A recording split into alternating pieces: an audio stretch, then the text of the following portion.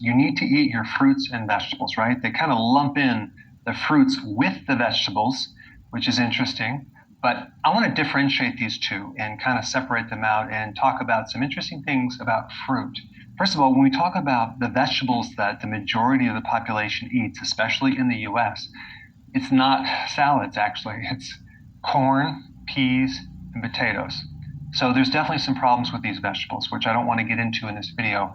I want to mainly focus in on fruit. The last time I did a video on fruit, boy, I stirred up a hornet's nest. A lot of people were not happy because they love their fruit. So I'm just going to give you the data. You can take it or leave it, but I want you to be aware of a few things. Number one, fruits have at least 5 times the amount of sugar than veggies, okay? The second thing that's kind of surprising for people when they look at this is 85% of that fruit is sugar. It makes up the great majority of the fruit itself. And yes, there is vitamin C in fruit, no doubts, okay? There's vitamin C and a good amount of it. And there's also phytonutrients, which is great, okay? And there's fiber, okay, which is wonderful. But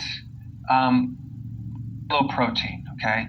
You could not even get close to getting your protein requirements if you lived on fruit, okay? So there's very little protein, very little fat.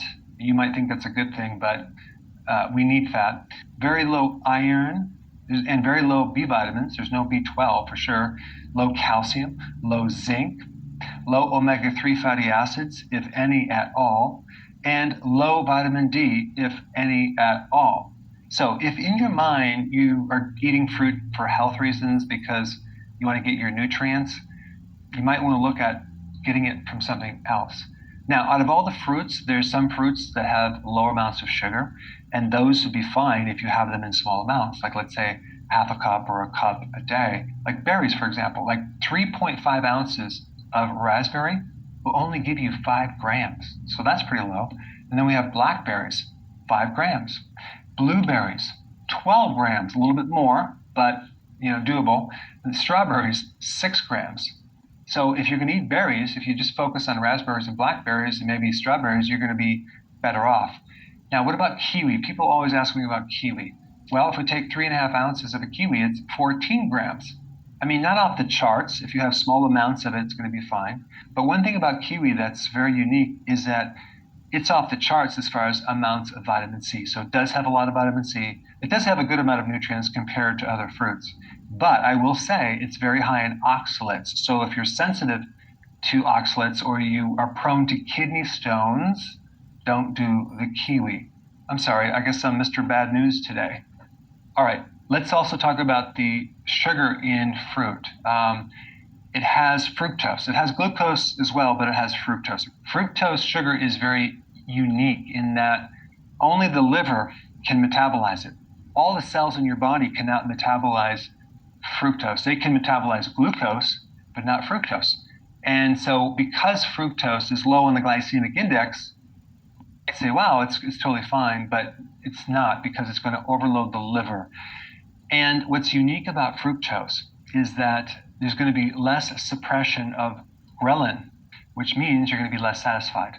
So you're going to have a tendency to eat more fruit. But if you're doing like high fructose corn syrup, like you can just down a lot of that and you just won't get satisfied. Also, when you consume excess fructose, it can spike cortisol, and then that can increase insulin indirectly.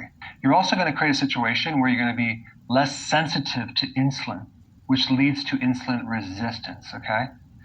And that leads to a fatty liver, non-alcoholic fatty liver disease. So people that consume a lot of fructose, whether it's from high fructose corn syrup or they're consuming a lot of fruit, can end up with a fatty liver and insulin resistance indirectly, and that can create a cascade of issues, which I'm sure you've seen in a lot of my videos. My recommendation would be to eat your vegetables, okay? Eat your vegetables, skip the fruit, maybe have a little bit of berry, maybe an occasional kiwi if you want. But other than that, vegetables have a lot less sugar, they have the fiber, they have nutrients. That's what you should be focusing on. Now, since we mentioned sugar and the glycemic index, I want to give you some more information about something called the glycemic load, okay, which is very important. And I put that video up right here. Check it out.